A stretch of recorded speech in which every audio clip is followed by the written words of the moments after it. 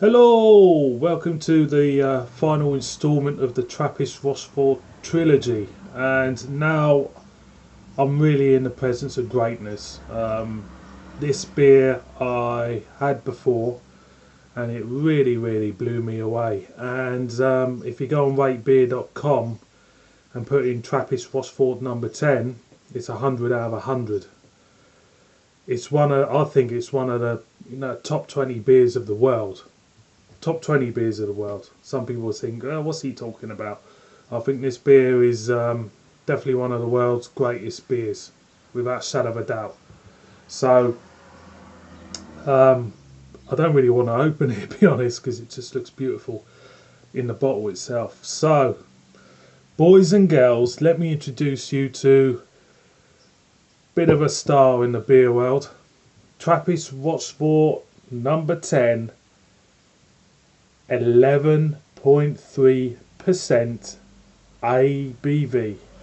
Lovely jubbly. Authentic Trappist product. There you go, boys and girls. That's the back side. Wonderful. Now, you can sell this for at least 5 years. You can keep this. I actually got a bottle on the go at the moment with me Orval, should I say. And I'm hoping to keep them for as long as I can without even touching them. So that would take just a week then, but usually I'm trying to keep them going for at least 5 years, because I've written a date on them and everything. So what I'm gonna do with this is the same again with the previous two Rocheforts: dinky glass, then the chalice.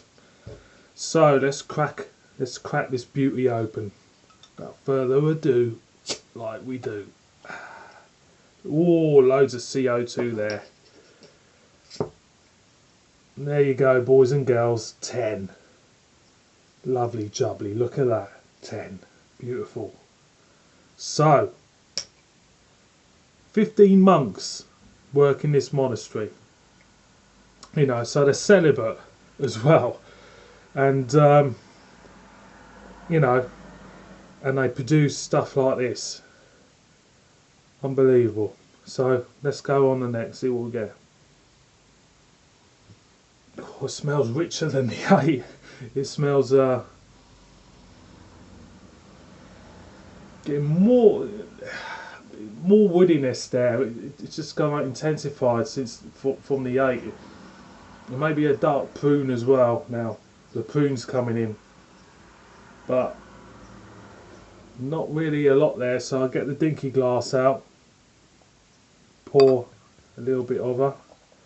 Darker, a lot darker than the 8. A lot darker. We're getting close to real darkness here. So let's give her a swell, and it just oozes quality. This one, absolute.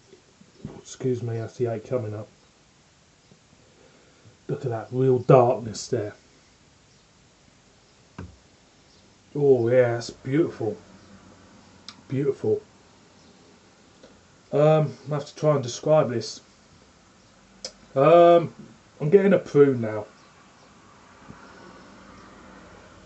Rich, sticky syrup, treacle, maybe a hint of truffle as well, dark truffle. But it has a real dark woodness about it, a real dark character about this beer. It feels like it feels a bit sinister in an evil type of way. It just feels very rich. It feels like a beer to take your time with, definitely. And I've noticed since the 6 going through to the 8 and now to the 10, the yeast sediment has got bigger and bigger and bigger in every bottle.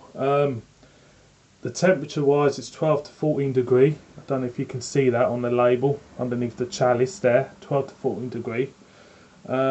It's quite expensive, this bottle, but believe you me, it's worth it. It's not about the quantity, it's about the quality of beer, and this is quality without a shadow of a doubt. So I'm gonna go in. Cheers, everybody.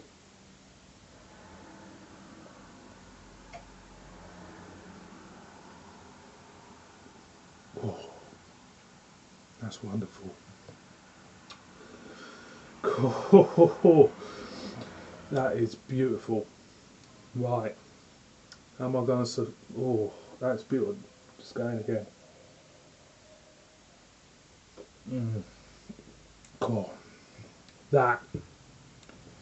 First of all, what hits you is how smooth this beer is. How smooth on the palate.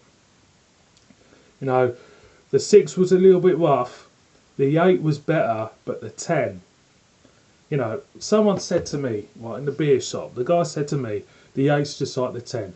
I'm sorry, the 8 is nothing like the 10. The 10 feels more smooth on the palate, more refined on the palate, and it just sits and just trickles down the back of your throat. You know, for a beer to be this strong, you know, it's really is a testament to the brewer, that they can make a beer which is so smooth as silk. I couldn't imagine what this beer would be like after keeping it 5 years and you know, cellaring it for 5 years. I bet it's unbelievably smooth, unbelievably smooth. So, taste notes from the dinky glass.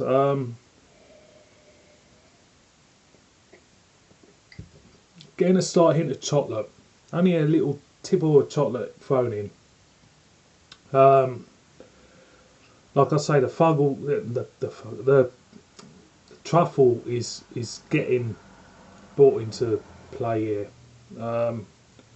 but it's truly wonderful. So what I'll do is now I'll stick her in the chalice like you do. Look at that, beautifully dark, and there's a heck of a load of yeast gone in as well. So there she is, really dark now. We've gone really dark. So on the nose, oh, more you know, kind of like caramelization. It's real sweet, more even, you know, even like a cake mix, you know. But it's kind of like picking up this truffle all the time.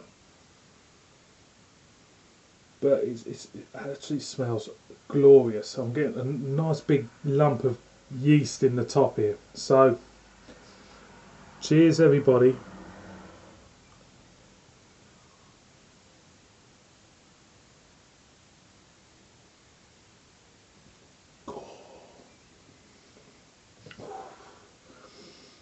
That's smooth as silk.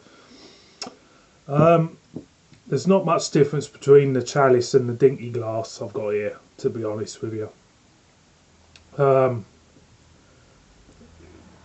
It's just, I'm trying to, it's very hard to describe something this good. It's, you're getting all these rich notes, but they're not leaving any resonance in your mouth. It's so smooth that it's just going down your mouth and going down your mouth. This really is truly one of the great beers of the world. I don't care what anybody says out there. They can go, all these beer snobs can go on about beers which we've never heard of before.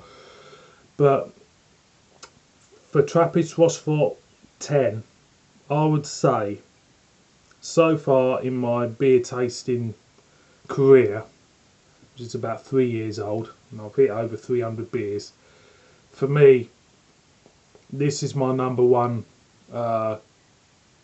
foreign beer. It is just so well refined, so smooth, and you know, I'm just lost for words over this one. I really am. It's beautiful, you know.